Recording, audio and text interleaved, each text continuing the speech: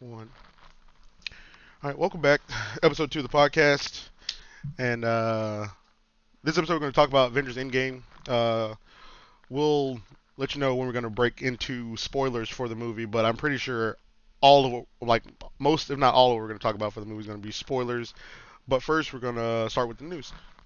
Yep. So for news, what we got is I'm just gonna riff off a couple things. Let's see. One thing we have is apparently contestants who are on Jeopardy are no longer allowed to bet $69 on Final Jeopardy. So Final Jeopardy, you get to the last round, you get to bet whatever you win. So Yeah. whatever your winnings are.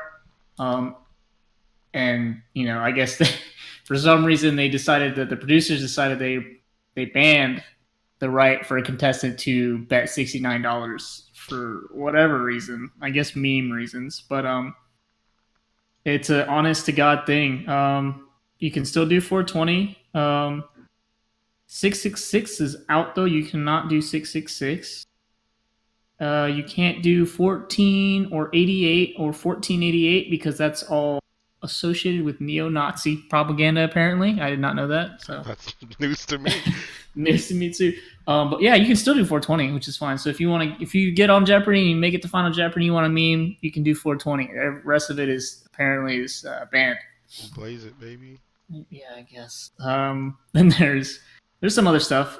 So we'll get into those like a few, I guess, comic book, anime, TV show type stuff. So for comic books, of course, we had Avengers Endgame, big movie came out, closing off over 10 years of Marvel movies, Marvel MCU. Now, it doesn't mean the MCU is finished, although watching the movie, you do feel a certain way about it. But as far as the next phase and things like that, not much has been announced. There's some movies that have been announced, but as far as where they're going, it's really up in the air still. Yeah. What next big arc is going to be is up in the air. Definitely, there was a lot of speculation going into it, and I would say that probably 80% of everybody who speculated anything as far as where they're going after was probably wrong. But again, we'll get into that a little bit later. So let me just coming through my feed right now. There is. I'm gonna be honest. I don't have a lot of news this week. I don't have much in the way of news. I did start catching up on a few animes here and there. There's one about the samurai that fight demons. It's really good. It's looking to be a really good shonen. So week to week they're releasing episodes. The manga that it's based on releases about once a week as well. So it has a pretty good pace right now. It's very typical shonen, but the art style is different than a lot of other art styles. There's a lot of color, which is really cool. But that's going on. They're in about episode 4 right now. There is there's some news for Boku no Hero's new season. I believe it's going to be coming out at the end of this year. And of course, One Punch Man season 2 has been in full swing. I believe they're in episode 3 as well, or 3 or 4. Yeah, they've But aired episode 3 at this point. yep, and a lot of people still kind of, I guess, upset about the whole studio changing debacle. But the thing is with animes, if you've ever watched anime and followed anime for long, you'll know that like typically certain studios will only do one season. Some Yes. studios will take a project and run it through its course, but a lot of times you won't see a single studio take on something unless it's like Dragon Ball, like Toei. Yeah. But even then, they'll hire different artists and things like that. But it like Studio Bones, I believe, did the first season of One Punch Man, and they pretty much just took everything that was on paper that was done by Murata and animated the hell out of it, and it was a fantastic looking show. But you have to realize that like Studio Bones is one of those studios that only does like a season for whatever anime that they're attached to because of time constraints and other anime projects they're tied to. So unfortunately, you don't get them for season 2. But the studio that's doing it right now isn't terrible. They're still doing justice to the manga. I think people were just really spoiled with that first season, Yeah. unfortunately. So it And does feel like a dip in quality. I think the season, it seemed like the season did like that first episode, like it, or the first couple episodes, it seemed like it was like taking a little while to get started, get back into full swing. But by the time episode 3 hit, which came out this week, the show was back. Like I Right. felt, I, And I like like I felt it. there's a lot like I guess me being a manga reader, like preferring that over anime, there's not like a lot of love lost whenever I'm like, oh, like people are complaining about the anime. It's not a big deal to me, but I do like the arc that they're supposed to be heading into, and I'm excited to see what's going to come out of that. And I mean, as far as animation goes, I still think it's fine. Right. It's not Dragon Ball Super. Like That's what I was gonna like say. It's everybody not. everybody that talked to me knows how much hate I have for that show, and it's I'm a big anime fan, and at the same time I'm real critical on stuff like anime and things that I love. So anime itself, especially Dragon Ball, has a special place in my heart, but I don't know if it's like something I've grown out of or just become like real, I guess, like my nose in the air about certain things. But that first like 6 episodes of Dragon Ball Super really put a bad taste in my mouth. Oh And then yeah. the story wasn't ever there for me. So that's one of those animes that I kind of had to like pudge through to really get through, unfortunately. And even then, like this One Punch Man season 2 isn't anything even close to being as bad as those episodes were. Right. And And there and were and there and that was like all retread from a movie. right, At least the very exactly. beginning of it. Yeah, yeah, yeah. Right. They really could have sliced and diced a movie and been fine, but they decided to reanimate everything, redraw everything. But in any case, we're not talking about Dragon Ball Super because I'm not going to talk about that on this show. I mean, maybe we'll see. There's season 2 rumblings, and I hate the fact that it's called season 2 because we went through about 5 arcs. But season 2, whatever people want to call it. We also have some Attack on Titan season 3 news. I guess part 2 is supposed to be starting up next month, so May. So actually, Next about week. next week. Yeah, next week. So for all you Attack on Or Titan this week, fans, depending on how you look at the world, I in guess like 5 days. it is Sunday, right? So yeah, so this coming week, but well, within the next 7 days. So Attack on Titan season 3 did take like a little bit of a hiatus. A lot of people, I think Attack on Titan 3, sorry, did kind of slow things down quite a bit, and I think Attack on Titan is kind of known for that. It does feel like Game of Thronesy, where like a lot of the first half of the season is a lot of build up and a lot of politics and a lot of like intrigue and things like that, character development, I guess. Right. And then the latter half is usually where all the money goes, where you see like big fights and the real memorable episodes. So hopefully season 3 part 2 will bring some of that, because as far as this season is concerned, I've kind of fell off a little bit. I wasn't as interested, and to be honest, like the material that they're pulling from was pretty dry to get through even in manga form. So we'll see where that goes.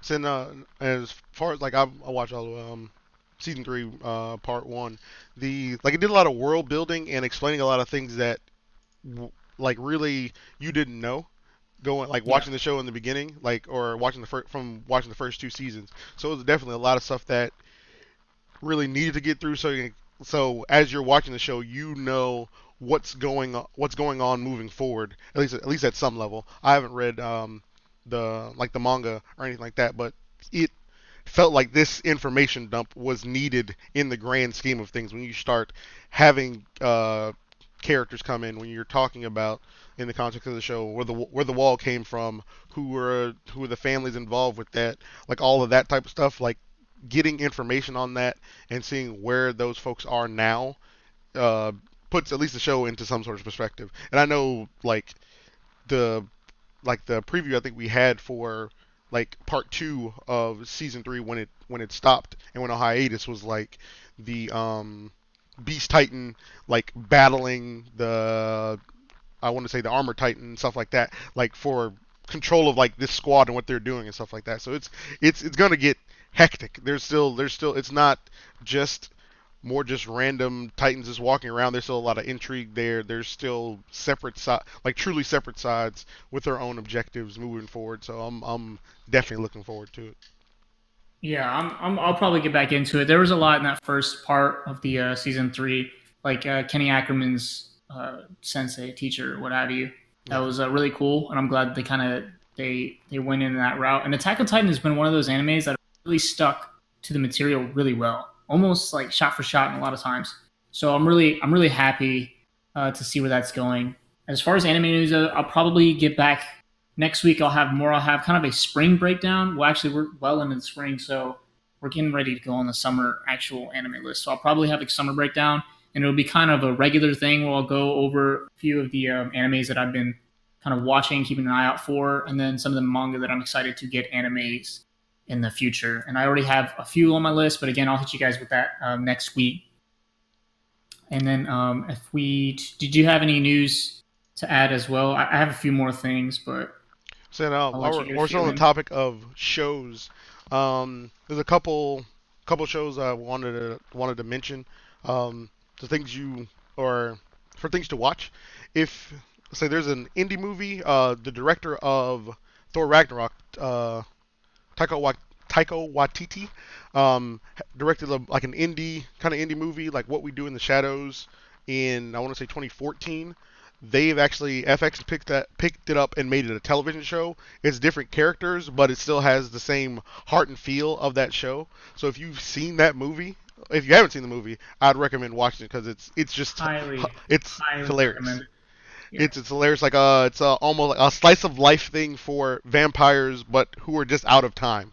Like their their sensibilities from the past in the present interacting with the world. But it's built as a comedy. It's hilarious. But they've made that a show. They are well, I want to say 5 or 6 episodes in right now. And for of what I've seen at least 4 episodes. I want to say I've seen 5. It's real. It's still good. The characters they have in it are they're not the same people from the movie, but they still embody it well. It's still got the same beats. It's still as funny, and it's taking the that universe in a lot of different places, or a lot of different places that the movie didn't get to take it to in because it's used to be longer. So I'm definitely that's definitely a new show that's on my watch list right now. That I'm running into week to week, and that's on FX. Another show that's in its I think it's coming towards the end of season 2 at this point. The Orville. It's a show basically your like balance to was it Star Trek Discovery. It's like what would be Star Trek show, but but a comedy, but not like all comedy. It's not. It's made by what a, I was in Seth MacFarlane. Seth MacFarlane. I was Yep. the Seth Rogen, Seth Green. I was gonna throw all hell of stuff out there, but Seth Seth MacFarlane. MacFarlane. Yeah. But it's not Family Guy. It's a show that takes itself seriously, but it's still funny as well. It's not 100% sitting in the or the like it doesn't try to break the laws of its universe because it's funny, and it's not above being funny because it's taking itself seriously. So it's good. It's a good show as a whole. Like tackles like interesting concepts and stuff like that. Like as they're interacting with different worlds and just the different characters in the show like dealing with different things. It's a good show holistically. I haven't seen Star Trek Discovery to compare it, but I know that the Orville is funny. I haven't seen any Star Trek though, so that's why I really haven't watched Discovery. I didn't have a I'd have a ball in that court, so I didn't want to jump on the train and be like, oh hey, this is good, and people are like telling me it's shit. So I just stayed out of it for that. Gotcha. But the Orville is good television. I want to say that's on Fox. Fox and FX have a bunch of shows that were really good, and I'm interested to see what Disney does with all this stuff it's getting. Because a lot of the shows that I watch personally are all on Fox and FX.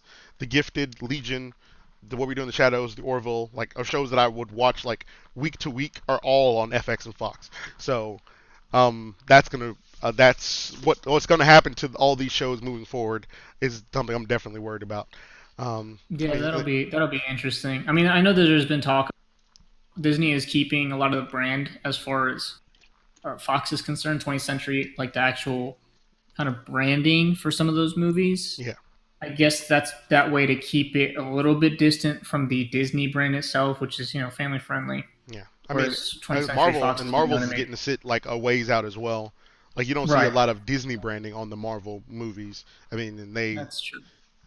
they say shit a lot in Endgame, but said shit I a mean, lot I of times in guess. Endgame. I was like, they said shit a lot, but yeah. So it's like it's enough to they're trying to keep it to where you can have have these things like necessarily in some levels more adult themed content, but coming out of the Disney factory. Yeah, House of Mouse. So we'll see. The Yeah. that is interesting. As far as any other shows, I know that I am excited for What We Do in the Shadows. I love the movie. I think the movie is fantastic watch. If you love anything like The Office, I think you'll really like this show. It does take a little bit of adjusting because even me being a big Office fan, when I watched What We Do in the Shadows, it took me a little bit before I was like, okay, I really like this movie. But there is that like confessional cam slice of life, like Brian is saying, like through the show. So it's a really funny spin on that. It kind of takes the Office formula and then turns it up to 11 because they throw vampires. So I'm very excited. I actually haven't seen any of the show yet, but I've been getting around to watching that. So when I finally have some time, I'll end up sitting down and probably watching that as well. Um, Yeah, I that's all have I have for no. shows I for was gonna now. say I have nothing else for news, and I don't want to kind of stave off. I've been wanting to talk about Avengers Endgame since I saw the movie yesterday.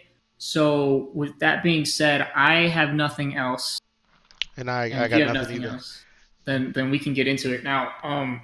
So just right off the bat, I'll say this that before we get into any spoilers or anything, I'll just say how I felt about the movie, and I feel emotionally drained. Now that's not a bad thing. It's actually a great thing because it felt like I was so emotionally invested into these characters, into these movies for the last 10 years or over 10 years that I got what I wanted out of the movie. It wasn't disappointing, and the only thing I remember feeling like overwhelmingly so when I left the movie theater was, damn, I can't believe it's over. What a ride. Like that is kind of the feeling that I had. That's pretty much sums up the feeling I had when I walked out of movie theater. I couldn't even really express in my own head how I felt about the movie. Like I know people in the audience were like clapping and all this kind of stuff. I couldn't even do that. I kind Right. of just sat there almost like shell shocked to a certain degree, but in a good way. So I love the movie. I love the movie. I think it was great. I am so happy with what they did with the movie. I'm not disappointed at all. There are some questions I had, but overall, I thought it was fantastic. So yeah, now basically about the same way. In I think even the thing about like is this movie even like watching it like thinking is this movie better than Infinity War? It's you're when I was thinking like in the context of the movie like what the pieces you have where you want to go you have to make that movie.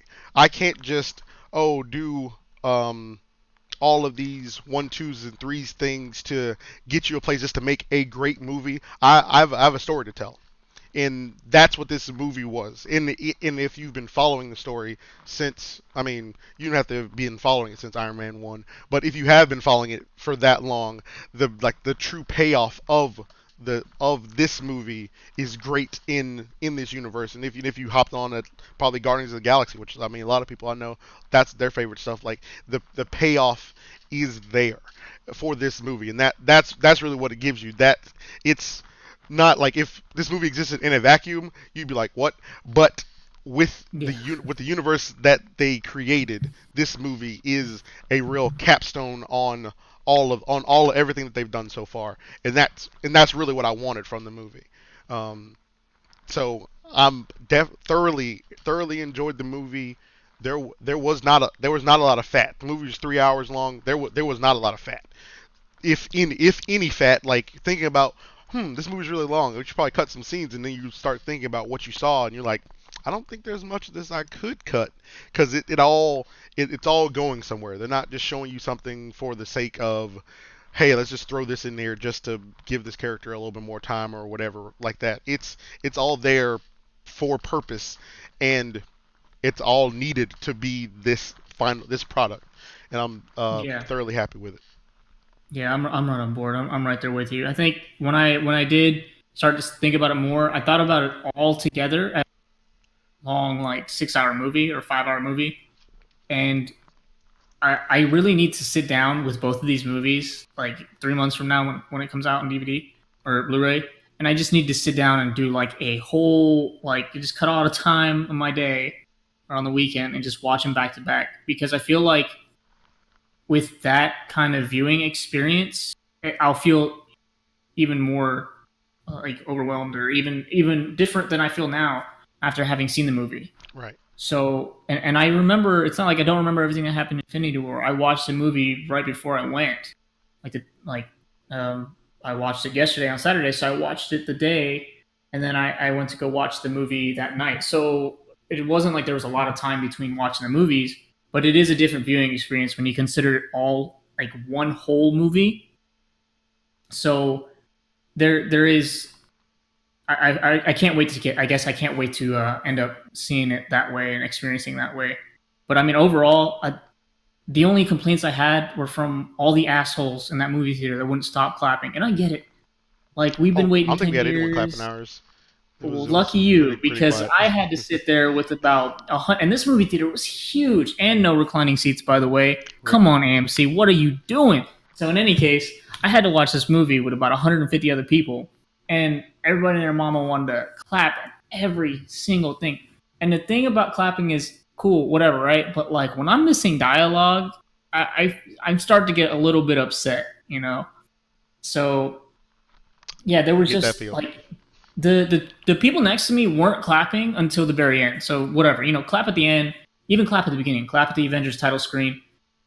And this movie kind of stopped people from being able to clap at the beginning too, with the way that it opened. Right. So I was happy about that, but of course they ended up having the Avengers title card come up and people lost their minds. So in any case, I mean there are scenes that I have gone back recently, which is odd enough, and watched reaction videos to the different Avengers movies or the different Marvel MCU movies, Yeah.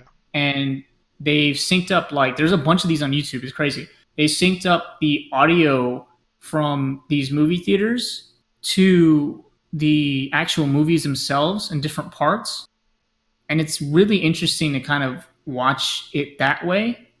Where if you haven't had that experience, it's kind of cool, I guess, in a way. But when you're there in a movie, when I watch a movie, to me, it was part of the movie experience I could have done without, you know? Right. Seeing a movie for the first time, you're trying to pull in as much information as possible. Like, yeah, I definitely see Right, that. right. But I guess, I mean, again, to each their own, because, everybody watches movies differently. And I know the type of movie watcher I am, I'm kind of an asshole when it comes to stuff like that. So I'm sitting there watching a movie, enjoying it, but part of my enjoyment comes from being able to dissect like different parts and think about different parts while I'm watching it and kind of digest the movie. Whereas other people can go and To their see a spectacle. scene and have Tony Stark say something quippy and just lose their mind. And there, part of me does wish I could sit there and kind of do that, but I maybe I've grown out of it or kind of moved past it. But again, this movie, there are moments in this movie that will give you bumps. I had chills during certain scenes, and I thought during Infinity War that there were parts in that movie where I was like, "Holy shit!" Like I can't believe that this is happening, or like, "Wow, that was amazing." But this movie has so many of those, and they're like back to back, Yes. that it's almost, like I said, it's overwhelming. It was almost too much. Like there's a part where I was like, I can't get any more emotionally like just vested in what's happening on screen. I can't, like, it was too much spectacle almost. I don't want to say too much, but it is almost too much where my brain tapped out and I was like, oh, it all became like kind of this weird like trip, I guess like an acid trip where you just like you peaked, right? And it's just Right. like, but it's peaking for so long. It's They're almost holding like you I got desensitized almost to the point where I was just like, no, like stop. It's too much. I need you to come back down. I mean, I guess it's climaxing, and it's just climaxing and Right. climaxing and climaxing. And I was like, yo, you gotta give me. There's a refractory period. Like you gotta like this is too much. So, and sorry for being that graphic, but it does like there is a part of you that's when you're watching this movie, you're just like, oh my god, oh my god, oh my god, oh my god, and it goes on for like 20 minutes, 30 minutes, and you're just like, I can't. When is this gonna be done? So. And I actually want to use Yeah, this point to break into the spoiler territory. Want to Yeah. take this here. This is at, what is it? Just like shortly after 24 minutes in the podcast. Right now we're going to break into the podcast, break into the spoiler part of the Infinity War, or excuse me, in-game review. So, spoilers in 3, 2, 1. Okay, so speaking about that, like staying up that high for that long, the rest of the movie, like the beginning part of the movie, is not necessarily slow, but there is the build to what Oh you yeah. get to at the end. And Oh that yeah. and that I'm right there with you. Yeah. and that's the says it's not necessarily slow. You're like I understand why they did why they filmed the movie how they did. Uh, Basically to get you to the point to where you live in this world. Like the snap didn't happen, and then that's just it. You get up, turn around, and then you go undo it in like 20 minutes. That's not the world they wanted to give you with this movie, and that's why the movie ends up being so long. Like so, I mean, you give like pieces and points of like what happens with the movie. Like at the beginning, they start and they basically get the idea. They come up with a way to track when the stones or where in the universe stones are used, like Rocket Raccoon and who is it? I want to say who's what not Doctor Strange? What is it? Captain Marvel and stuff. They're able to and no, what's the girl's name? Nova. They're able to track really where the stones were used, like how the energy output from them when they were used on Earth, and then track them to track Nebula. I'm Nebula. sorry. I was like, Nebula. oh, Nova. Nebula. I think I wrote Nova in here too. Rip. So yeah, Nebula. So basically, actually, she knew where Thanos was gonna go, called the Garden, and then basically able to track the energy of the stones to find him. And this is like in the first 8 minutes. This is right like almost right away into the movie. Okay, well, and even before that, um, Captain Marvel is able to rescue Tony and Nebula from the ship where you see the scenes in the trailer whatever. Yep. I mean, we're in spoiler territory now, so you've seen the movie.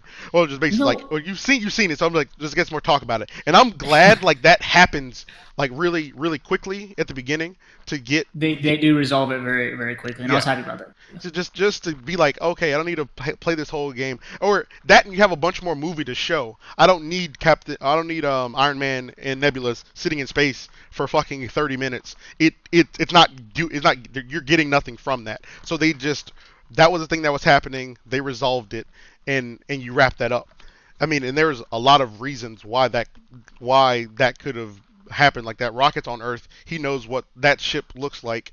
Blah blah blah. Whatever whatever. Like that's what you'd be looking for because he knew the Guardians would have had the ship, so that's where they would have gone and whatever. Right. So like there's reasons for the things to happen. So but let's say that wraps up really quick, and then you get the like and I like how Tony came back to Earth. He has failed.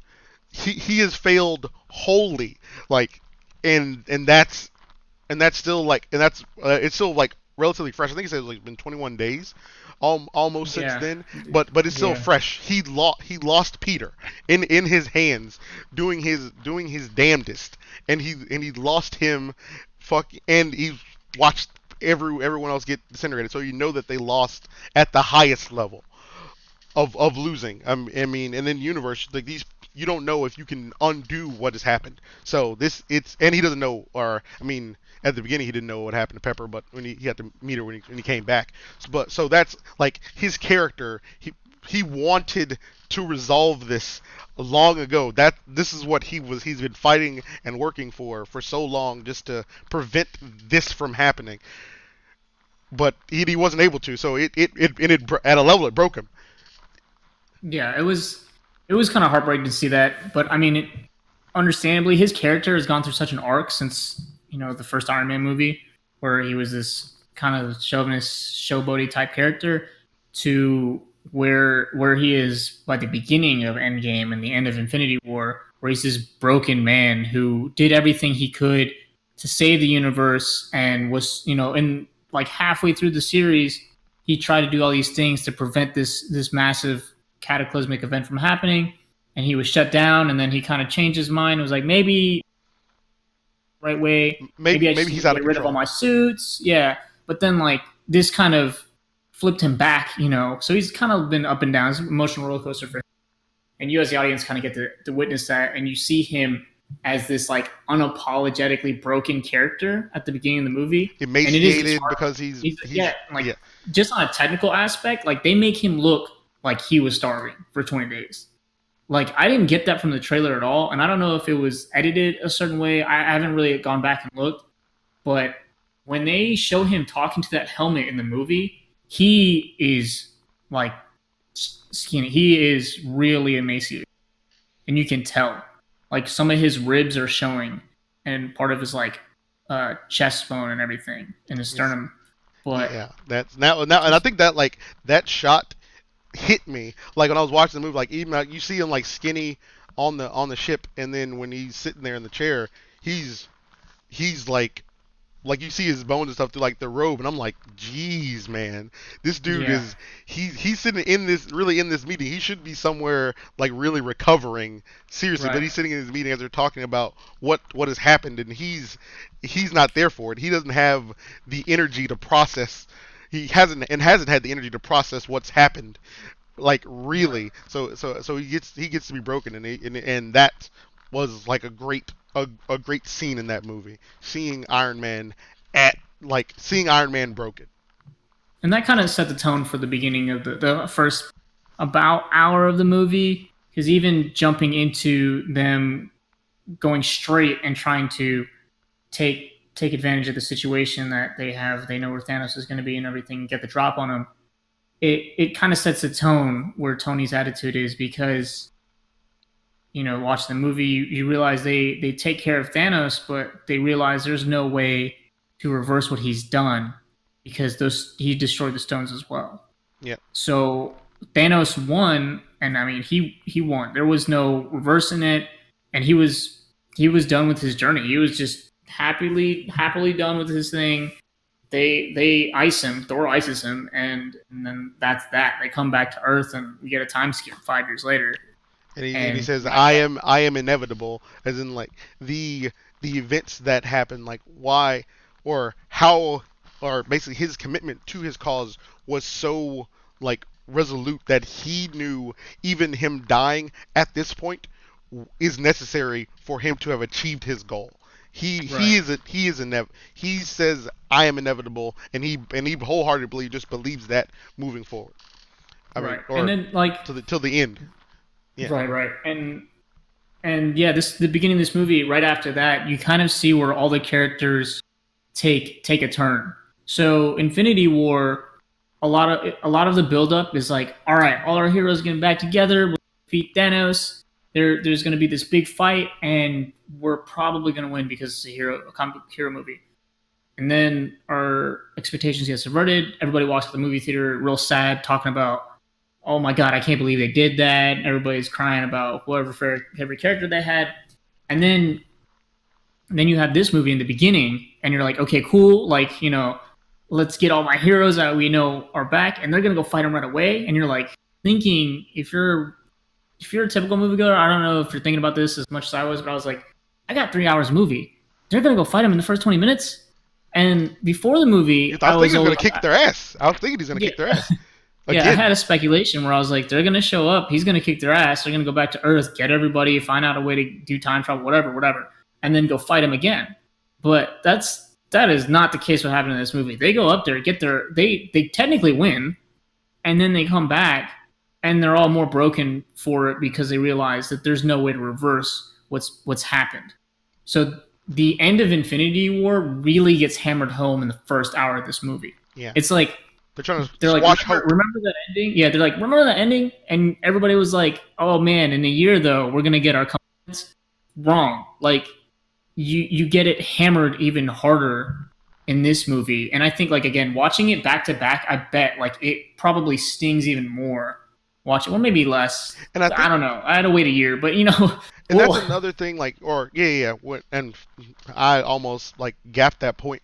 Like what you were saying, like watching the movies back to back and stuff like that. Like that's another part of like this movie. You start low in this movie, and that's right, something like, or if you haven't seen in Infinity War in a while, you almost, I mean, not really forget, but you your feelings aren't in the same place as they were when you watched Infinity War the first right, time, where you're like, oh man, this is low, and the movie starts at this low, and then it drills home that low. So it's like, and I think the movie does good to do that in the beginning to make sure you know where you are supposed to be, hmm, like in case you forgot. there's this is where down low on hope is where you're supposed to be in this movie, and I definitely think like credit that to the movie of like making sure that you know, yeah, subverting your expectations of, or even your speculation of, oh hey, Thanos gonna kick their ass and they're gonna work out some way to fight them later, blah blah blah blah blah. No, they win, but that's still it. There's okay, cool. you did what you came here to do, and you're no better for it. So Right. and that's a definite. Like I don't think I've seen that too many times in movies, not movies. I remember. I mean, I don't think there's ever going to be a movie like this ever. Like when people are saying like online, they're hyping this movie up, talking about once in a type event. I honestly believe that once because in a lifetime, yeah. there is literally I can't think of any other movie I've ever seen that can do this what this movie does. You can't start a movie. You can't. There's no way. This movie takes. It's built on the backs of 10 years of movies. Even if you take away like half of those movies, you still have five, six, seven movies that this movie really ends. Like great Totally movies that ties came before ties this. and ends. Right. And there's that emotional payoff. And even like you said, starting at the beginning of this movie, there's no way in hell you can start at the beginning of this movie without watching Infinity War and really feel what this movie is trying to make you feel. There's no way. Infinity War had a chance where you're like, if you didn't really watch these movies, it's okay. We'll kind of figure things out for you. But this movie, I think more so, doesn't hold your hand at all in the beginning. And a lot of people are saying like the first hour kind of helps you get back and understand where everything is going on. I think more the middle of the movie does that for you when they start explaining where the stones were and where they got to go get them. That kind of helps you understand where the movie has taken place in a weird kind of discombobulated way. Yeah. But it is definitely like I said, I don't think this movie could ever be run. Even in a Star Wars franchise or like even in Lord of the Rings, like there's it. And I've heard of it compared Return to of the that King, as well, especially even. the end compared to Return of the King. Right, like Return of the King, maybe, and I love the Lord of the Rings series. King, maybe, but it's that has a lot of characters as well, but it's not the same. It has that feel to it, but Infinity War and Endgame itself is so different because of the beginning where we start. Like Lord of the Rings, you know where it's gonna go. And the Return of the King and everything, and I feel like a lot of that movie has a lot more highs than this movie does. Yeah. This movie has a lot of low. Like it starts off low and it stays low for quite a long time, and even in the middle, when you have your resolution of your conflict, even that part, there's hitches that they run into and things happen that are not supposed to, and you're like, damn, like nothing is going the way that these things need to go. And even then, when everything seems like okay, even after all this adversity, we got what we needed to get done. All right, let's move forward. Even then, another wrench gets thrown in the plans with Nebula, and then you're like, holy shit, how is this movie supposed to end? Right. And then Is Thanos really inevitable?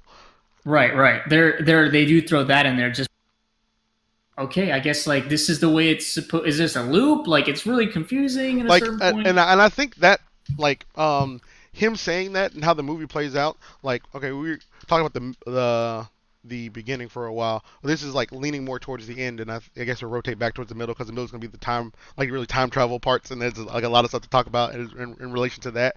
But like near the end of the movie, you get to the point to where he says he's really inevitable, and you're thinking about this from the outside as like, oh hey, a lot of these characters, this might be their last movie, whatever. You're thinking he might snap again and just remove different people, like where that could effectively happen. Where it's like, oh hey, he does it again. He removes different people, and this is the universe the thing is left in. I don't know if a lot of people like thought about that, but that's something that went through my mind. I was like, wait, he could technically do it again and just remove different characters.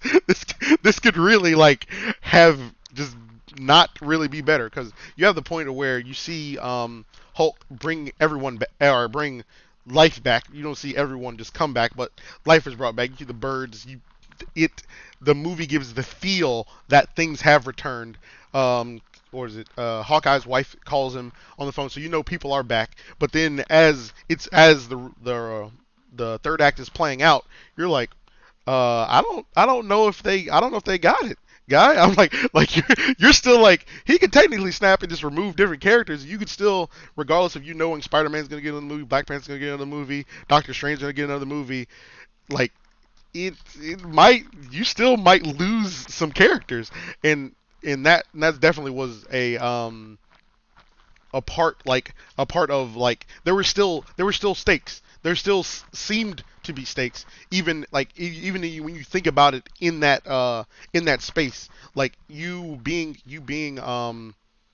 like a character outside looking in, you can still be like, oh, there could very well still be stakes in this for characters. I mean, at least as far as the universe goes, you The whole understand. time, Yeah, go the ahead. whole time I kept thinking was they Thanos was like he was a bad guy in the first movie, right? But he has like a hero's journey almost in the Yes, first movie, and the movie is really about him.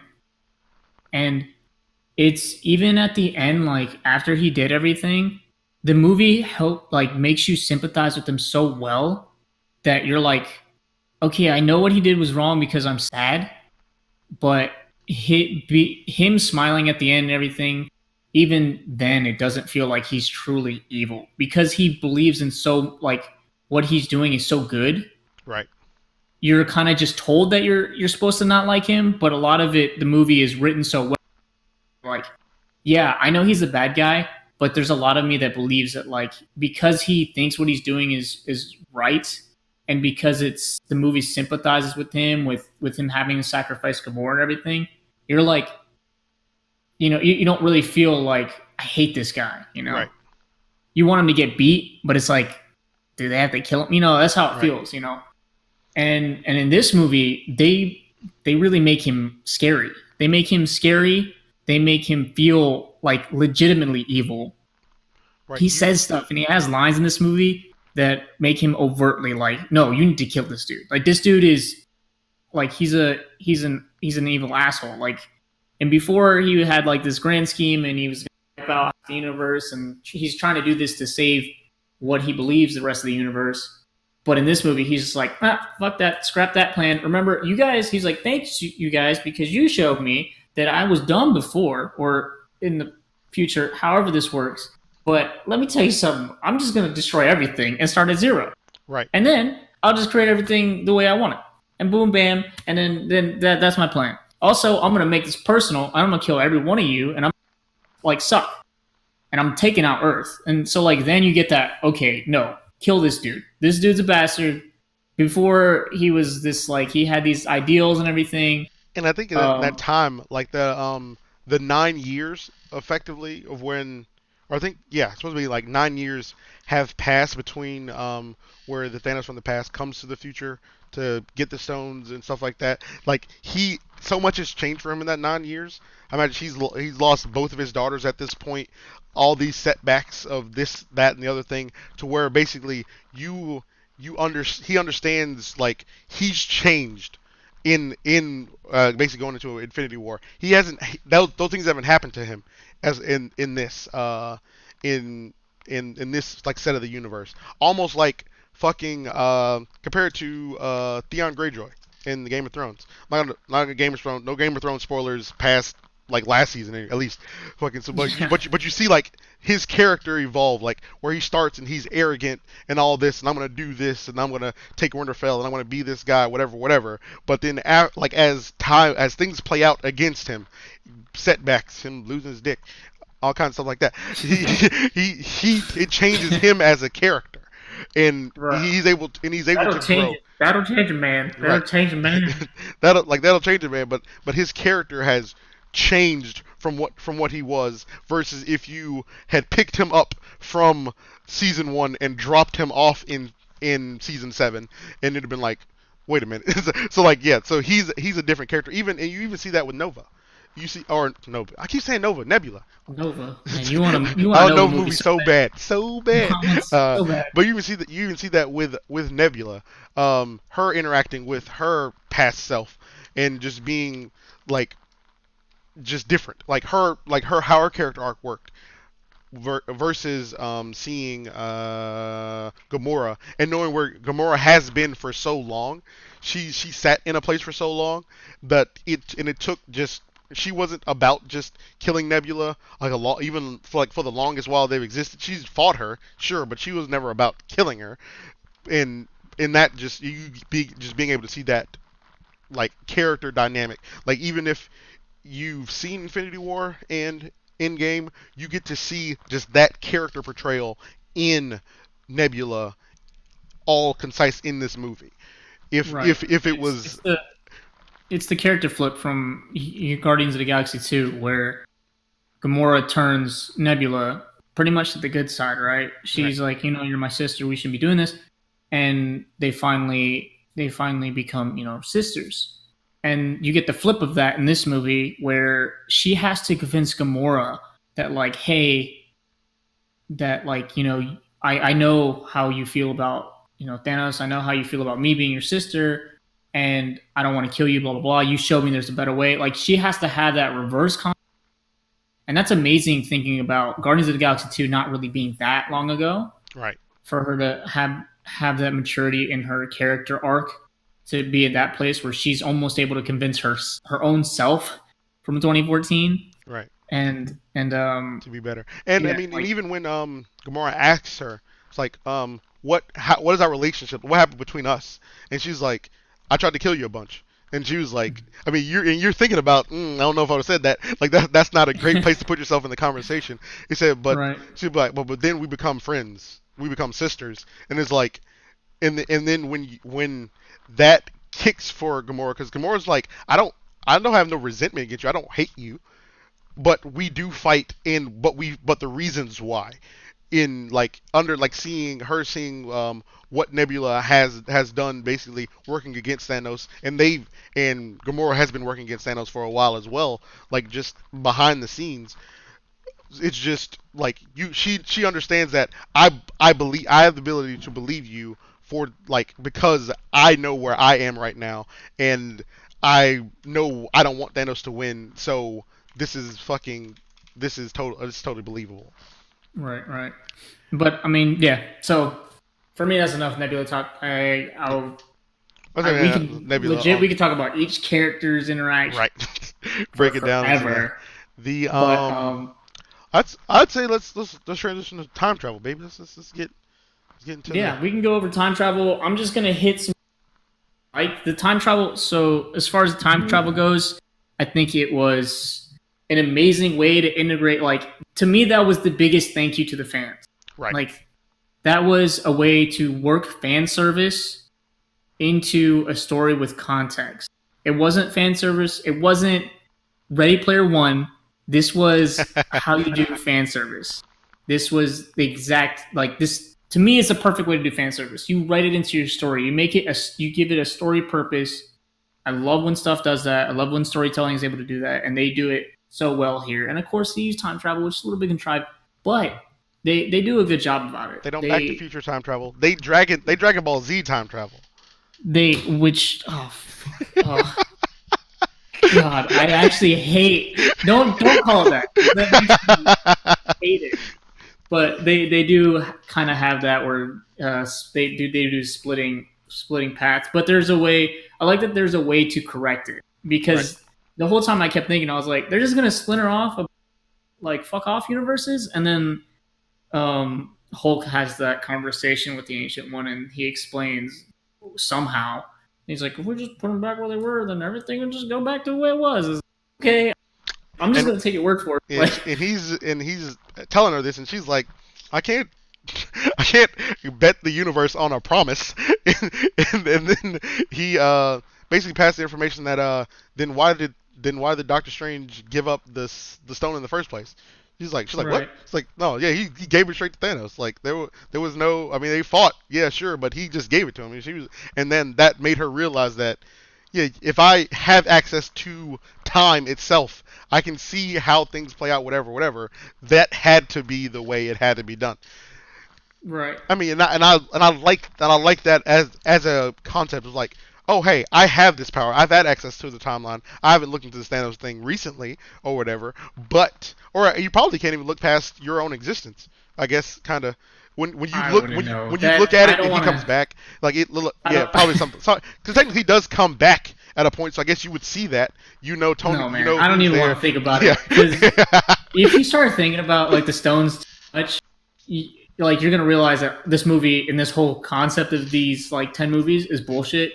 So if you want to have fun and enjoy yourself, then I wouldn't try to think too hard on any one stone, because even And something it like the isn't reality blatantly broken stone though. doesn't make sense. Yeah, Like it gets a little. none of those stones make sense except maybe the power stone, because all it does is shoot power beams, shoots lasers. Cool, Strengthens right? whatever it's in. Yeah. Right. But but yeah, I think that they did a fantastic job with the time travel. I loved a lot of the things we got to see in there. They made tons of references to other movies from time travel and pop culture references, which was great. And we got to see some classic time travel tropes, like seeing something happen from a different perspective, which personally I love. I Oh love yeah. stuff like that in a time travel story. Let me see like how this works, because I think Back to the Future 2 does it, where he has to go Back to the Future 1 past, so like the 1950s in Back Yeah. to the Future 1. But he does that in Back to the Future 2, and he sees himself help his dad from a different point of view. It's like it's almost like meta, Right. and I love that kind of stuff that gets built in, and they do that in this movie a bunch. And then there's the cap on cap fight, which oh dude, it was so good. I got goosebumps. And then I was like, oh, this is gonna be dumb, but then it was really dumb and it was great. Like it did like bell curve, where it was like, oh, if it's dumb but not dumb enough, then I'm not gonna have a good time. But it went up and shot up and got like really stupid, and I was like, I'm okay with this. This is great. So that and still like, and like even like with things happening around there, I like how Tony is when he's outside of armor. Like he's to where to the point to like he's so humorous and stuff. Like when he's in the armor working, putting in work, he's that dude. Like you don't want to be fighting him, but when he's outside of his armor, he's hilarious. He's like medic, we get a medic over here for this guy. Like it's so great. Like I enjoy that. Like enjoy how Robert Downey Jr. embodied Tony Stark to basically breathe life into the character and subsequently the rest of the universe. It's great. I thoroughly enjoyed his portrayal of that character, and it makes like the rest of the scenes better. Where you think like it just add that little sprinkle extra on top of what's going on. It's like and that's always good. Where you can see have some character who's adding something to a scene or is trying to add something to a scene, like fucking Batman's cheesing because Superman shows up, some shit like that, and you're just like, no, stop it. It takes away. Batman says like a quip, and it's wow, you ruined this scene.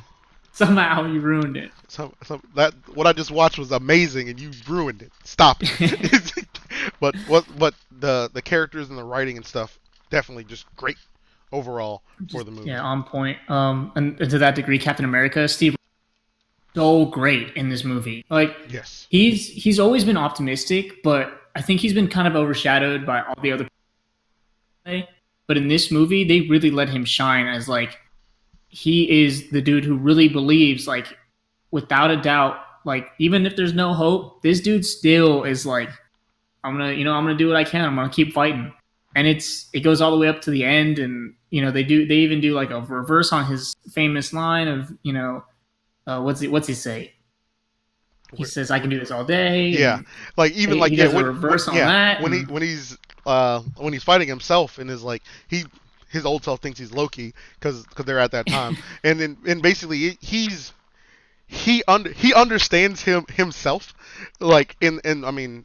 And you get to the point where some characters don't understand themselves, or they're not written like they understand themselves, and right, they're not self-aware, right? Yeah, they're not self-aware, and he's self-aware. It's like he said, well, past him says to him, like, I can do this all day. He's like, yeah, I know, yeah, guy, I know, and he's like kind of tired of it too. He's like, yeah, I know. Fuck, like I've been this guy for so long. It's such a good line, and like I said, I would even say that this is as much an Iron Man movie as it is a Captain America. Yeah. And I think nobody would argue against that just because of the way it ends.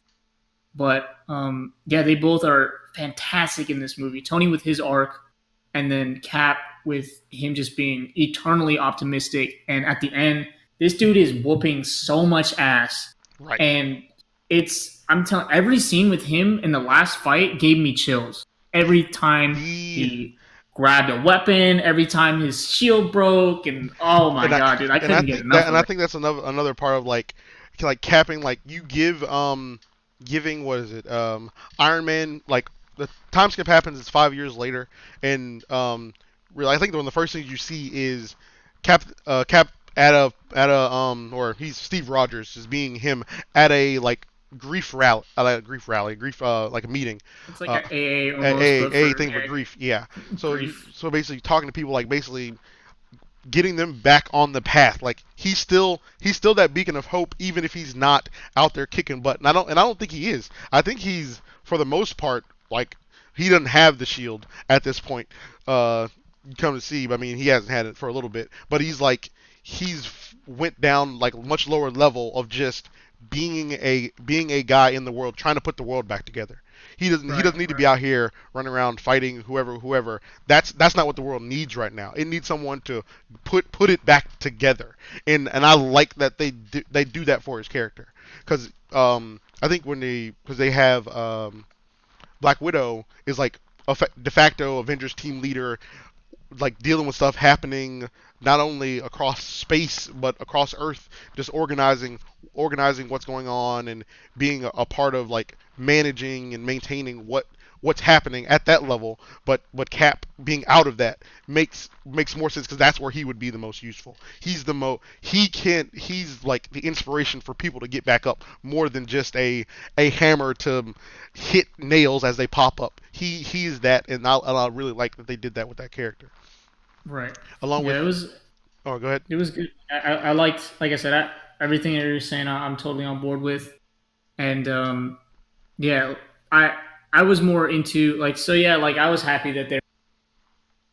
I didn't, like I said, I didn't really process a lot of that part until later in the movie, but him getting his like, okay, now it's time to kick ass moment, for me that was like, finally, like he's been holding on to like all this hope for so long, and now finally he's like, okay, now it's time for me to take it into my hands, and kind of, he gets Mjolnir and just starts whooping ass. But Right. Cap is worthy. They yeah, they show Cap is worthy. Um, there was it Iron Man, Thor, and Captain America are fighting Thanos. They they reframe Thanos' power. I think that's a great, like another great part of the movie is that's the way to do it. reframing Thanos' That's power. Like you see that's him how win. you do a power scale, by the way. To Like anybody who thinks that anything in the Justice League even comes close to anything in the MCU, it's like hell Thanos won to no. handily with the glove. He was Right. like, other than like that part when they had the plan to like get the glove off his hand, that was the only point at which he was not thoroughly on top of what was going on. The Right. And he only still point. threw a planet at somebody. Right. So So when he had the glove with, I think he had, how many stones did he have at that point? He had the Soul Stone at that point, so at least three. I want to say, I think he was at four by that point. He was still, he handily winning. There was nothing that could be done about him at that point, and I thoroughly believe that. He was inevitable by the time he had the first two stones.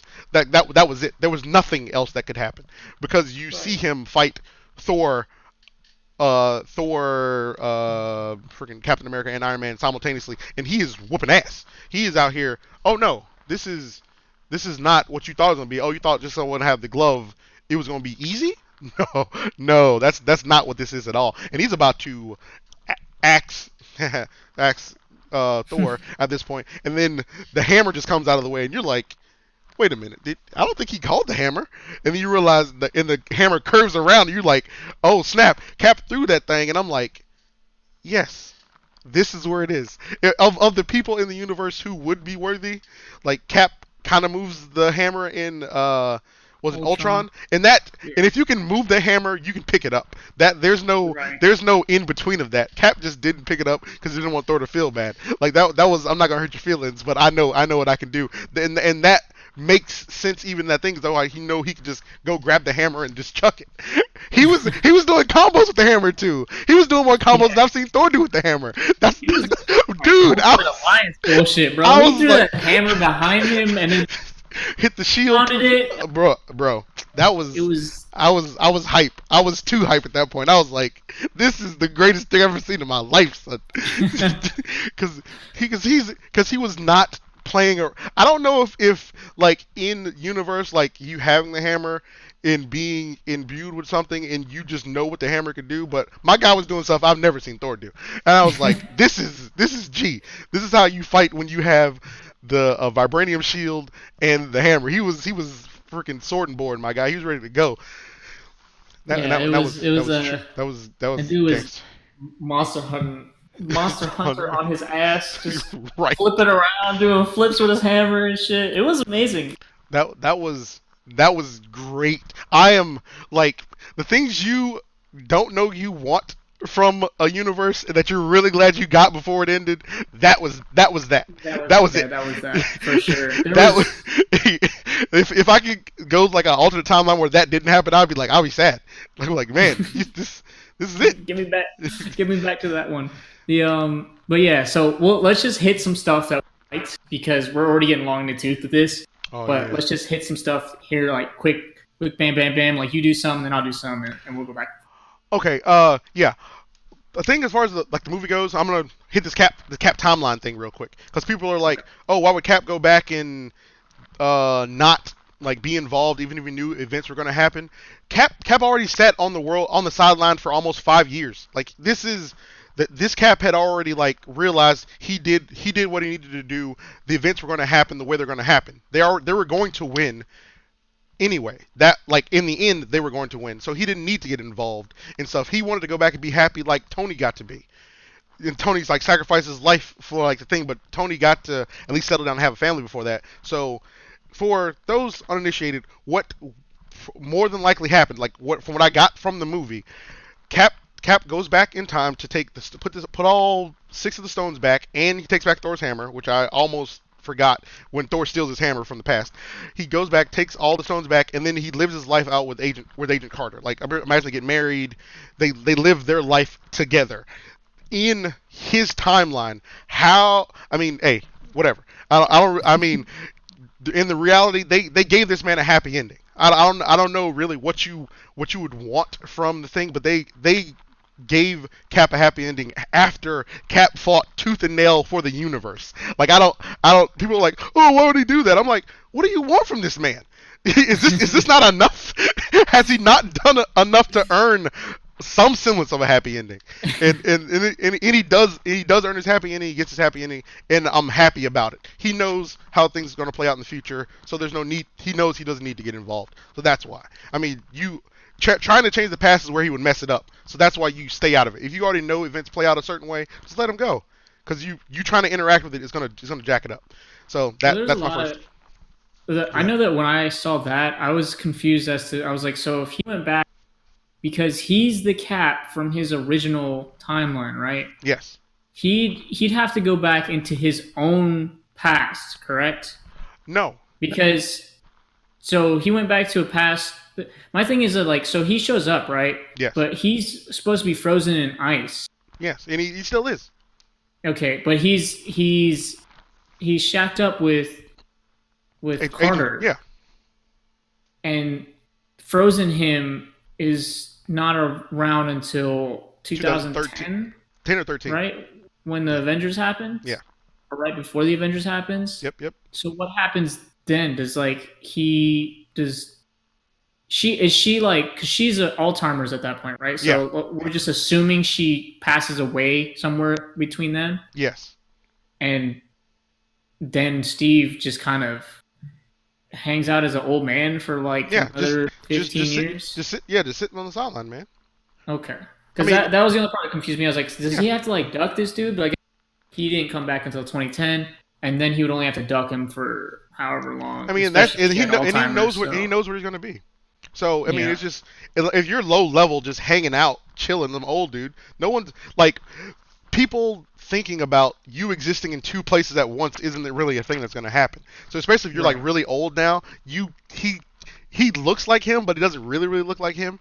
Like so, about 15 years ago, he probably still looked like really old. You would have been like, hey, you're Steve Rogers. Like no one would have just put that together. They know if they knew what Captain America looked like, they knew him as being young. So they, Right. if you're not interacting with the same people, like he was only really interacting with the Avengers, and like Carter's like niece or whatever, like he wasn't interacting with a lot of people like that, like or Right. even in the future. So it would have been laying low wouldn't have been really hard to do, especially if you're like, Right. oh, just don't hang out in New York for the rest of your life. Go to like fucking Oklahoma and you'll be good. He would just have to explain it to her, I guess. That was the only other hang up.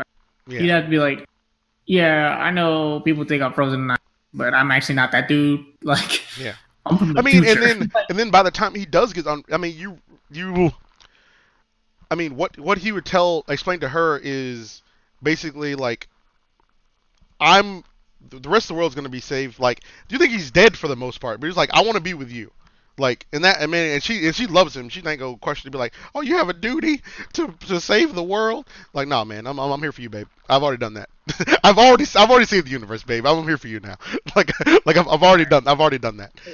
Like I said, I chalked it up to movie magic. Like, there's not had a few, but a lot of it was just like, wow, the man deserves to be happy. Let the man be happy. Jeez, he's already done everything else. He's done it all already. Right. What else do we have? Your thing. What do you got? What do you got? I know that. So we have on here that Loki got away in his own TV show. So I know that there's a Loki show coming up, and a lot. Or you could potentially have gotten away into a TV show when Loki escapes with the Tesseract. Mm-hmm. Loki's supposed to get a TV show, and that's effectively how you start that in part of like, oh hey, Loki's dead. Regular timeline. How do you get Loki for a television show? And then like them going back to the past, flubbing this event would allow Loki to exist somewhere else from the normal timeline. And that also puts a thing of like how the shows are really start like they have some connection to the movies, but they're not directly connected. And that's how you can also keep that as well. This is a Loki from the movies, but this is before certain events happen, and he gets to maintain certain parts of his character for a show. I also just chalk some of that up to Cap going back and fixing a lot of that, anyways. So like, yeah. I mean, they're just like, oh, like what happened? Loki just took the Tesseract and dipped. And I was like, yeah, but Cap goes back and fixes everything. And like realistically, if I'm a writer, I'm just like, oh, that thing that you have a problem with, Cap went and fixed that. But we never saw. Yeah, Cap went and fixed that. Like if it needs to get that fancy, and then they still went back, like they removed the Tesseract from the timeline before that even happened. So that event, like him dipping, you're just like, we can't retry this event, like go back and like compete with ourselves for this thing. We don't have the ability to do that. I can go back and then just remove it from time and then just let that play out in this universe. Y'all will be all right, I guess. Hope for the best, really. Well, that's why the whole thing is when they're like, oh, it's splintered. Like when Hulk explained it, was like it doesn't splinter if Cap goes back and puts everything back to where it was. Puts everything goes back to one prime timeline, which is fine. So that I thought that was interesting as a time set about kind of easily explained away. There was a lot of like Easter eggs and stuff that I had going for me, but really, I'm not gonna get too much into Easter eggs. I want a movie to kind of settle down and let everybody watch it first. But there was one where Captain America gets in an elevator with everybody. Not Civil War. You're like, oh, the Winter Soldier scene is gonna happen again, where he whoops like 30 people in an elevator. Right. And that's what you're expecting. It's set up just like that. Yeah. He's older and he's smarter, and he also has the information of Hydra. And when he goes and says "Hail Hydra" and takes it off, I nearly lost my mind. I wanted to clap. That's what you wanted to clap. Yeah. I held back because nobody else was clapping. Everybody was just like, "Oh yeah, that scene is like the scene." When I'm just like, so there was that level, right? But then there was the other level, the extra super uber nerd level, which is there was a comic book run where Captain America was Hydra for a little bit. And he says "Hail Hydra," and it was a big deal in comic book like news for weeks because people were like, "How can you do this? You ruined his character!" And people were all up in arms. And I just love the fact that we got that in a movie, and it was in context, in a callback. Right. Like it was such a meta Easter egg that's why I wanted to clap. And I almost was like, none of you can clap because none of you understand what this is. I was almost being an asshole about it. But to me, that was one of the parts in the movie that really made me happy. Definitely a great scene, and I was picking up on that as well. And when you said it, I was like, "Wow, this is like this is really some good stuff of understanding, doing like a Cap at the point where he does what he needs to do to get the job done. It's not about, oh, I'm going to be this upstanding guy for forever and do everything. Like, I know what I need to do, and I need to do this the smoothest, least obtrusive way possible. Especially if he would have like fought the dudes there, start fighting what was then Shield at this time, and then left the time. If they couldn't resolve things, it would have been all sorts of messy. So he just gets in, does what he needs to do, slides out, fights himself. Great, fucking has America's ass.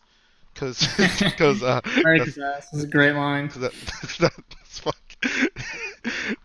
Tony being in the back in the past and talking about like, hey man, that thing did nothing for gas, man. Fucking just him in being like a big fanboy still. That's America's ass. That's America's ass. It's like, oh, what a terribly great line. Yeah, it's great scenes. One of the I imagine the next scene is gonna be like just general quotes from the movie, like lines that are good and or like callbacks in general. Mm-hmm. When basically third act, when Cap is really like getting his ass worked over by Thanos. Pause. But when Cap is losing his fight to Thanos. You watched a different movie than I watched. I watched the okay for family version. Yeah. When Captain his shield was broken. Yeah, shield's broken. Like all the stuff is his last leg. The portal opens, and then here's Sam talk to him on the communicator, and he's like, on your left, and the portal was behind him on his left, and he's just like, people are coming out. I was like, yes, yes. Thank you. I'm fully invested. Like that the payoff of that, because that was the line in which the Avengers, like extended Avengers, came back into frame of movies, like were on screen. Like that was the line that led into that. Like, hey man, we're here. I'm here to we're back. And said by Sam, the guy is just that was great film. That was great payoff for me for that. Someone who's watched was that Cap 1?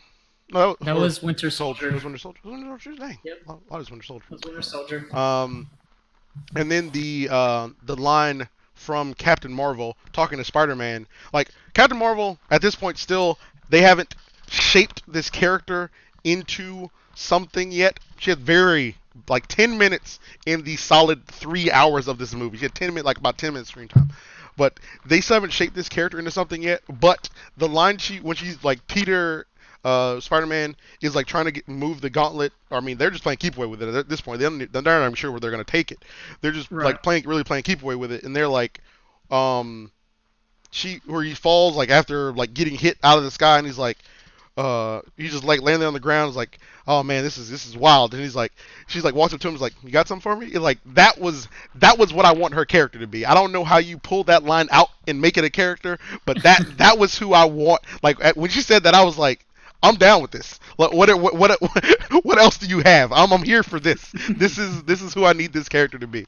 They haven't got to show her like as a true character in film yet, but that scene shows me that someone somewhere knows what they want this character to be. That was shot, the line delivery, that was it.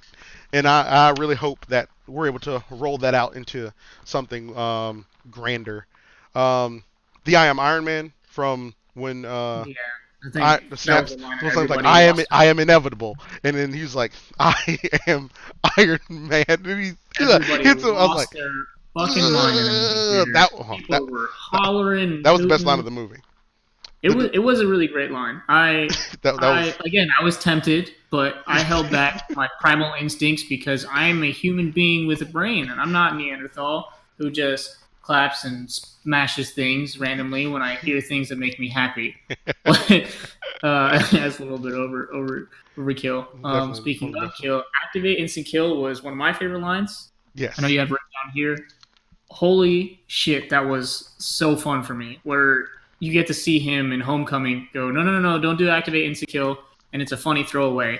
and you get that callback, and the arms come out, and they just start destroying everybody. Yes, it was like And it was like it's oh, he was fighting true normal people combat. before, and then that's not what he wanted to do. And then like this, like yeah, this these aren't people. Nothing about like if you don't do something, you're not gonna make it. And the suit just protecting him at a level I wasn't sure was possible. It was crazy. It was great. It was great. So that was another great line. And Uh, I think that's all I have for lines. Other than there was a that, I bunch could do of this all day. Was another. there. I can do this all day is a great line. There's a part when I thought he was gonna say it, Oh yeah, that was the part where I thought he was um, gonna say it too. When he was talking and to Thanos, when he got knocked down, I thought he was gonna get up and say, "I can do this all day." I was like, I was expecting it. when he called in the whole army, it was like, "I can do this all day." I'd have been like, all right, yeah, Cap." But I thought he was gonna say it again then as well. there's that. I mean, everything. The whole fight at the end, right? The female Avengers, their whole team, which is huge, by the way. Right. I didn't And I didn't realize I there was didn't that many of them realize. until you see like all of them. You're like, God damn, there's a lot of y'all. Yeah, there is a lot of them, and it was. There was a part where I was like, "It's a little bit contrived," but I you know mean, and what? it's really for me it was really another fan service scene, and that may never happen like that again. Like it will Right. never get the chance. You may never have all these characters in one place to do something like this ever again. Even if you're like, what the hell is Mantis gonna do? Like it's just you get all the characters there, you have that, and then you like let them roll with what they're gonna do. Like because that may never exist again, and it even I would not remove that from the movie No, definitely because of not. like No, what led into it. The line, "You got something for me." It started with that line, so I'm just like, all right, I'm here for this now. I was invested at that point, yeah. and then I like mean, seeing it. it all works. It all works, and it is still earned. That's where I Yeah, was like, I started to feel like, okay, I get it, but it was definitely earned. Like even because you even get Pepper in the right. Rescue. rescue, and that was a freaking that suit is amazing Right. looking. By the way, it is so good looking. Especially her and Tony, The back back to to back. back. Oh yeah. Oh, dude, it was that's some like that's some creme de la creme type dude. Like it is, it's creme fraiche. It's amazing. Like it was good stuff. Definitely. Also, Hulk being what the hell is his name in the comics when he's smart like that? Is it? It's not Mr. Fix It. I think Mr. Fix It's the him that's like Mister from the Fix 40, It is yeah, it's a different one. It's and he's not Mephisto or no, that's a that's total Satan. It's or no almost or Satan. a like or is that another name like that? Excuse Um, me. it's I forget. I it's a forget. I forget too, but anyways, he has a character. There's a character for when Bruce Banner and the Hulk become one character, and he was Smart Hulk for the whole movie, and I think he was smaller.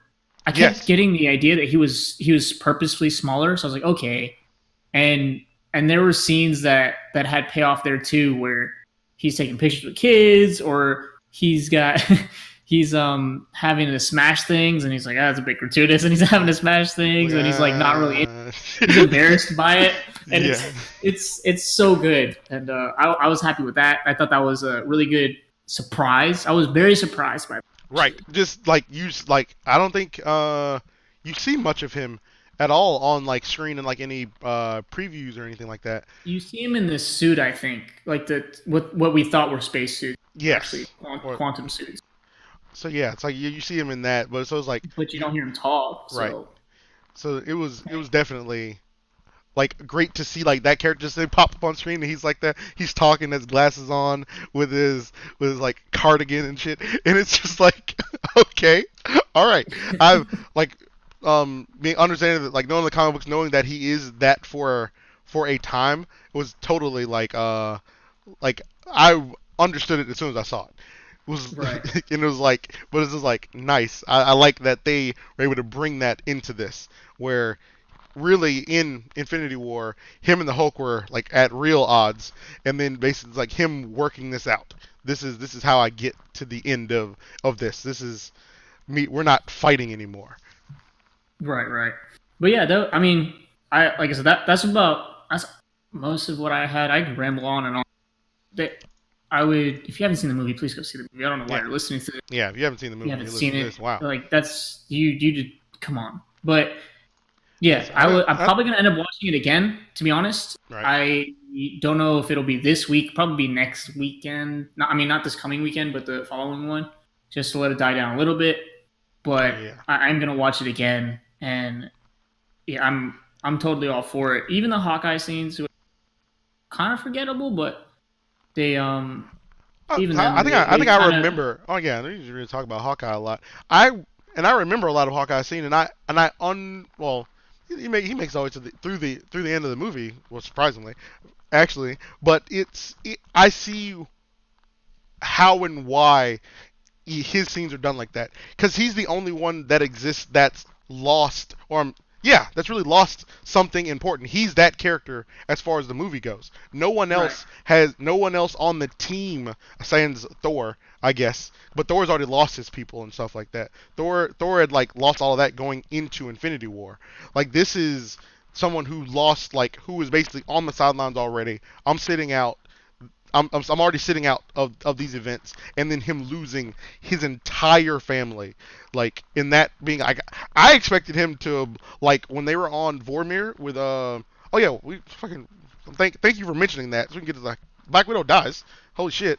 That I think you're supposed to have a movie too. I'm not sure how they're gonna do that. I wasn't even gonna talk about it. But I was like, So I I'm not sure how she's gonna. They're supposed to have a movie with her, maybe like set in the past or something like that. it'll But be yeah, in the yeah, past, I'm not. yeah, So, yeah. because we don't explore that a lot in the Because MCU. and I think that's another thing of like you setting up the scene for that. I almost expected him to throw her ass off the fucking cliff. There Like was an inkling of that, right? Like I that got was that feeling too. I was like, like oh, when he's gonna kill her. I was like, okay, okay, and like when they were talking, it's like I think we're thinking about different people. I was like, oh my god, he's about to murder this chick. that's I was like, not to be. He was like, yeah, so yeah, I just want to thank you. oh goodness, What the hell is going on here? He's about to murder her. what's I was like, oh, happening? so he's killing her, right? Like that's what's happening. Like it was a scene to subvert expectations like in the scene that they were setting up like because it still all makes sense in context but just like I you don't really even know aren't if it was sure on purpose. for a second you're like I think some of the people were like that, but I think a lot because the way understood the they meant conversation themselves. flowed, it Yeah, did like there is. I think it's unintentional to be right. honest.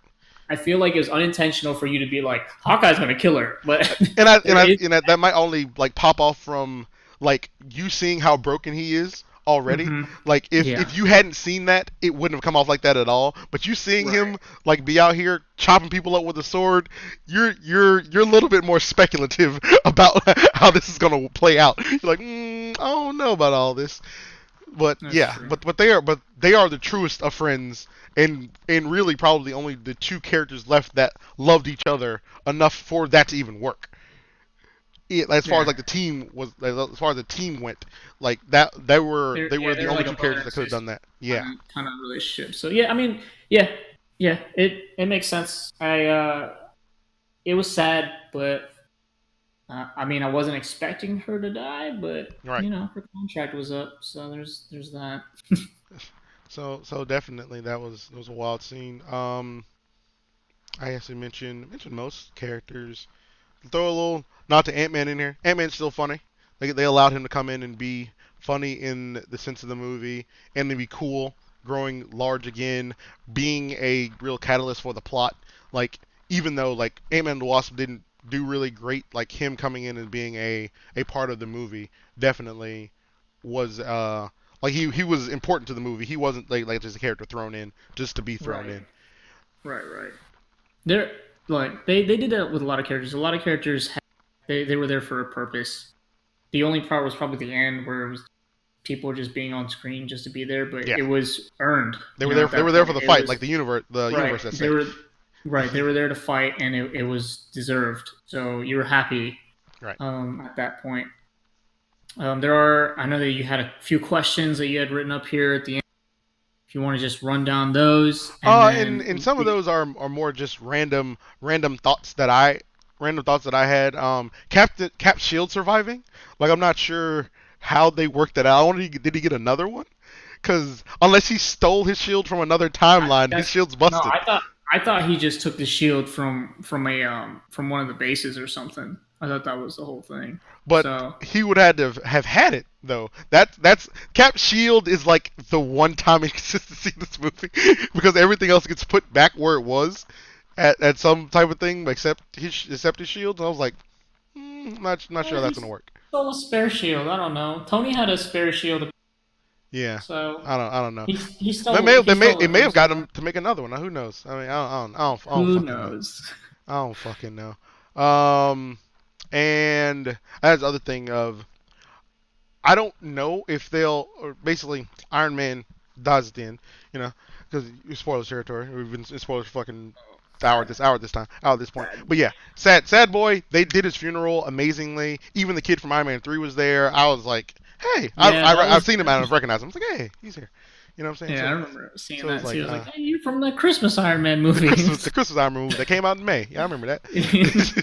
so his funeral was done well.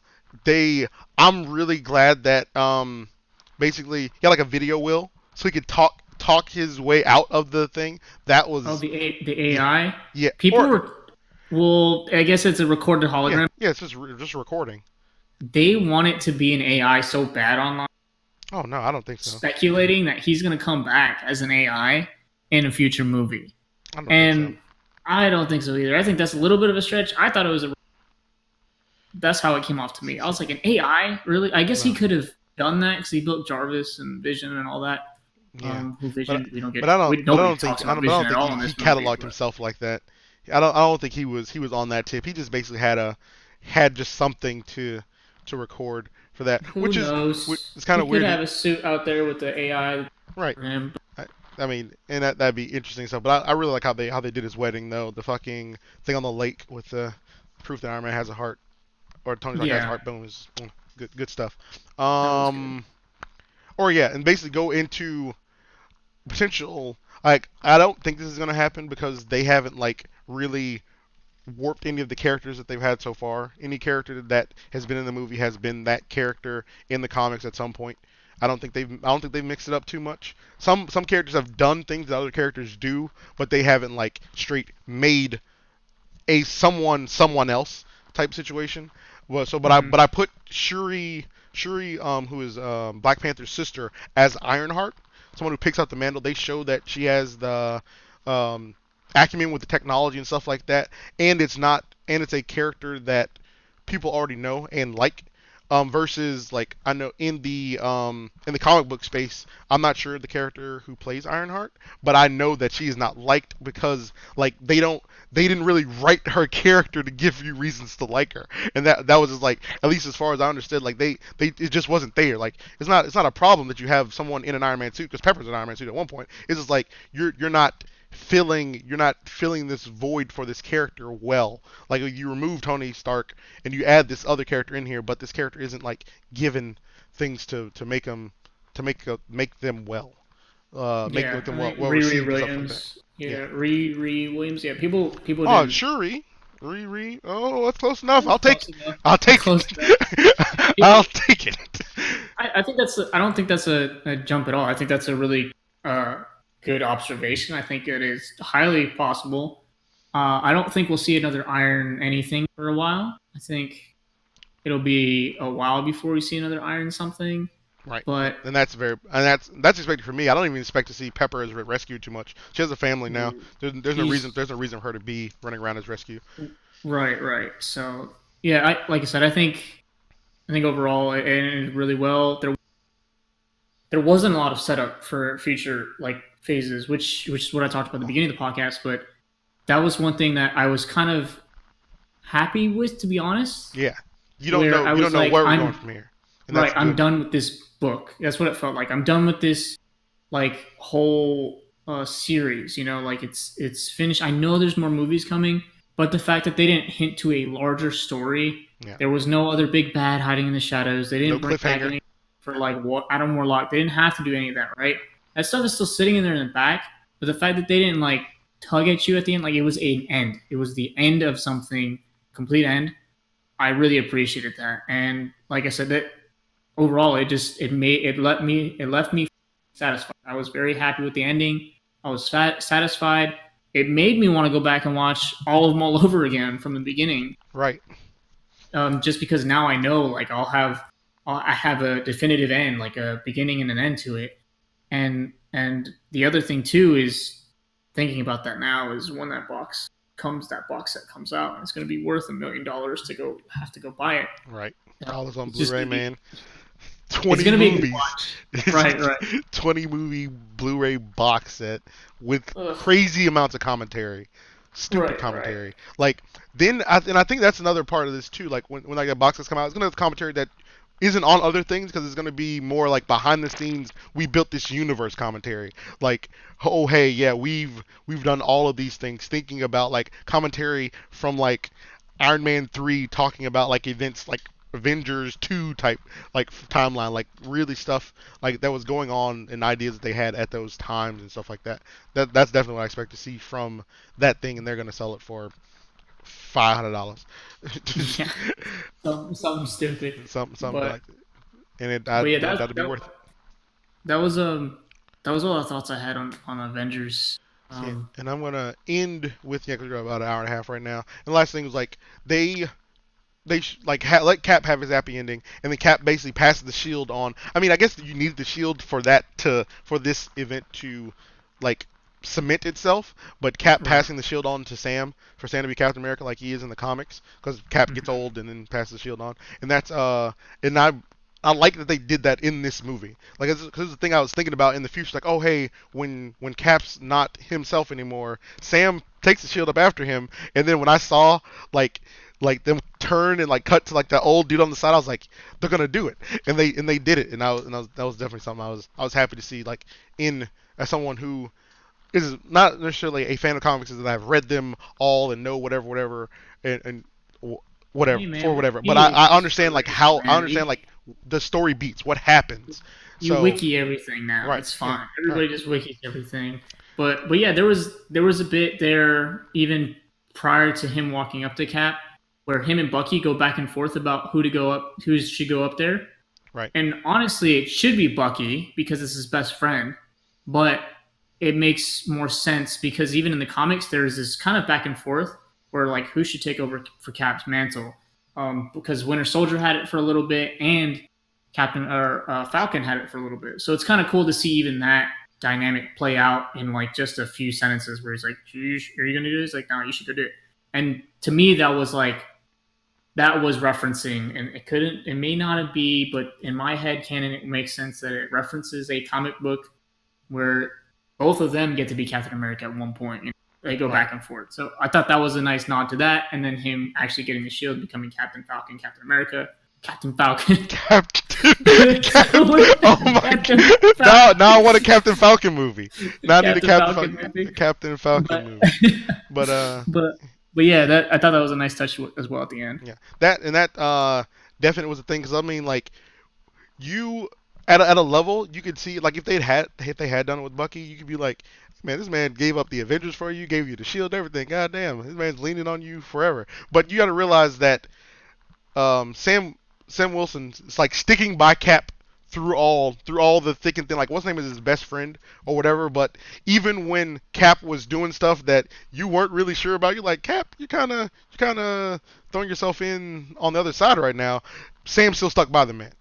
So that's Right. basically a recognition of, you've known me for such and such amount of time, but you have been that loyal guy who's embodied all of this stuff like going forward. And that end, I don't know how the Earth would kind of react to Bucky being Captain America. Like, still, like, I mean, he kind of was a terrorist. Then he was like hidden in Wakanda for a while.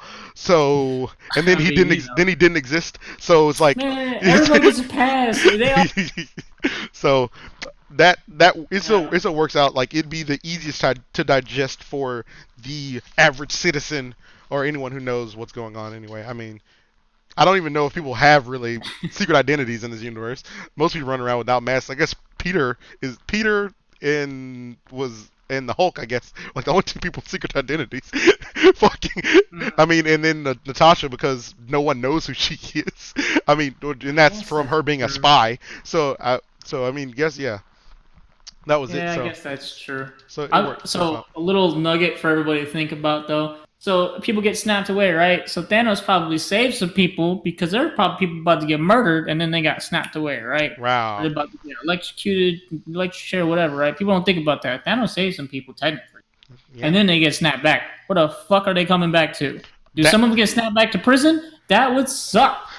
But also, if they're not in prison and they're really bad criminals, then that would suck for everybody else. I also just thought about another thing. Like the universe has aged. They've pushed like Yeah, 5 years past on like a lot of stuff. yeah. Clint is 5 years older, and Then like his family is yeah, not. So there's that, and then there's the reverse. for Like other Cassie characters. was like older, and Yeah, then I don't Ant Man and was oh and not. they didn't So and they did not show whether or not Aunt May got snapped away. I she imagine she did because I don't know if she was dealing with the grief she of not probably not seeing did. Peter for 5 years. Holy shit, I mean, her character doesn't matter unless Peter's there anyway. right. But I mean, like the grief of that fucking like they have to work out snapped away and Pete doesn't come home. Holy shit, that'd be fucking That's terrible. And then Iron yeah, Man's not there for a while to even fucking let you know anything happened to him. Fucking, yeah, it'd be wild. So I'm gonna in my head canon she got snapped away just so they didn't have to make her real sad right. for Yeah, that because works. that would have sucked. But yeah, so I'm interested in seeing like in that and in they've put themselves in a position where a couple things could have happened to get themselves to the basically what's next as far as the universe goes. 5 years has passed on this planet in this time, which like I think that's gonna be really interesting, especially going into Spider-Man, because I imagine you'll get some hints of the world outside of the thing. Like it really showed like near at the end that Spider-Man and them were settling back into like going to school. Everything was like going back to normal. But I still think you're gonna have some shards, a little bit of shards of like the events, at least for that movie.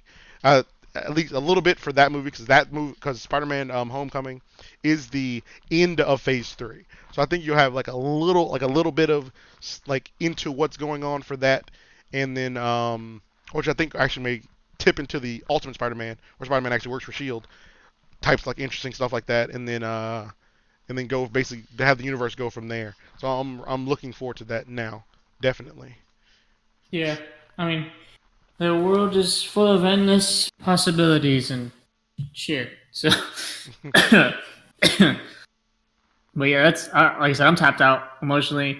I'm not even gonna get to Game of Thrones. I'm maybe we'll talk about Game of Thrones one day on this podcast. But that was Okay. another thing I watched this weekend, and I'm totally tapped out emotionally. I can't deal with anymore storytelling. It's too much at this point. So So yeah, definitely look at more likely Game of Thrones after it's all over. I mean, we're only a few weeks from that now, so yeah, at that point, that way we can talk about things as a whole, like we did with Endgame. Basically, be able to definitely. see the end and then talk about it as it exists as one whole property. Definitely. But But I think, yeah, that was it for me. I don't know if you had anything else. and that's it for me as well. So with that, we're gonna wrap up this episode of the podcast. Appreciate you listening. If you listened this far, definitely appreciate that. If you have any as far as like feedback for us, please leave a comment or something like that. When we're looking forward to trying to do this more regularly, we're working on it. Life Yeah. life life is weird like that. Things are happening. We're not always able to like Look, land man, I got a job. I got to work. Just right. don't pay no bills for me. Okay, we're not sponsored, so Right. take So what you want from me. I'm doing this out like the kindness of our hearts. like I'm doing you a favor by recording this. Uh, Yeah, we're doing this. We're doing you a we're favor, doing you a stupid favor, listeners. We're but doing you a favor. You listen to our ass podcast. You follow. yeah, you want to get this knowledge, the Yeah, stuff you wouldn't know if you didn't listen to yeah, this podcast. But we want to exactly. keep bringing this content to you. So if you have any feedback, I know from listening on my side that there are some audio issues of Chris cutting out. We're gonna have to work on something for that, like looking at that. But I think that's just how we're recording. We're not in the same place, so the connection's getting a little shoddy. Some stuff we have to work on definitely. But if you have any Hmm. other feedback, please let us know you enjoyed the show. Uh, like, comment, subscribe, lol. At an hour and a half, an hour and 40 minutes. But you have a good day. Keep on enjoying. There's also the Stan Lee cameo. We totally didn't mention, but Stan Lee had a cameo. I still like it. Excelsior. You know what I'm saying? Enough said. Yeah.